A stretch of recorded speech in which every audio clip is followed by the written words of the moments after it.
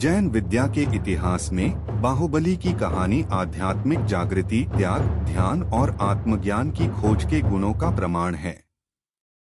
यह कहानी राजाओं और योद्धाओं के समय की है, जहां महान जन्म के राजकुमार बाहुबली और उनके भाई भरत, महान तीर्थंकर ऋषभनाथ के पुत्र, एक विशाल साम्राज्य के उत्तराधिकारी थे। जैसे ही उनके पिता आध्यात्मिक तपस्या की यात्रा पर निकले, शासक का कार्यभार बाहुबली और भरत पर आ गया। एक राज्य जो पहले एकजुट था, अब विभाजित हो गया। फिर भी भरत के हृदय में पूर्ण शक्ति की इच्छा जागृत हुई। उनकी महत्वाकांक्षा ने उन्हें अपने ही भाई के खिलाफ युद्ध छेड़ने, पूरे राज्य पर अपना दावा करने के लिए प्रेरित किया। युद्ध को टालने के लिए बाहुबली ने भरत को ताकत और कौशल की प्रतियोगिता के लिए चुनौती दी, सेनाओं की नहीं बल्कि इच्छा शक्ति की लड़ाई। बाहुबली विजयी हुए, लेकिन यह जीत खोखली थी। जैसे ही बाहुबली ने अपने पराजित भाई को देखा, उसे एक गहरा एहसास हुआ।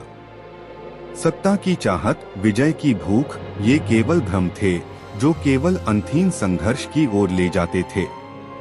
आत्मज्ञान के इस क्षण में बाहुबली ने अपने राज्य, अपने सांसारिक संबंधों को त्याग दिया और एक तपस्वी का मार्ग अपना लिया। वह दृढ़ ध्यान में खड़े थे, अपनी आध्यात्मिक खोज में इतने गहरे थे कि प्रकृति ने स्वयं उन्हें गले लगा लिया। लताएं उनके पैरों में फंस गईं, उनके बालों में पक्षियों ने घोंसला बनाया।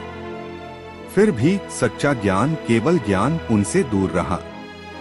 यह उनका अव्यक्त अहंकार था, उनकी विजय का सूक्ष्म अहंकार ही बाधा था। गहन विनम्रता के एक क्षण में उन्होंने अहंकार के इस अंतिम अवशेष को त्याग दिया और इसके साथ ही सर्वज्ञता, आत्मज्ञान प्राप्त किया।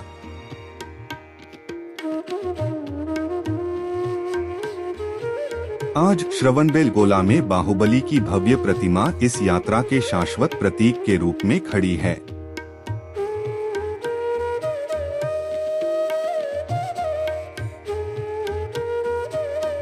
लौकिक से पारलौकिक तक की यात्रा, विजय से आंतरिक शांति तक की यात्रा। बाहुबली की कहानी हमें मूल जैन गुणों, अहिंसा, त्याग और आध्यात्मिक मुक्ति की निरंतर खोज की याद दिलाती है।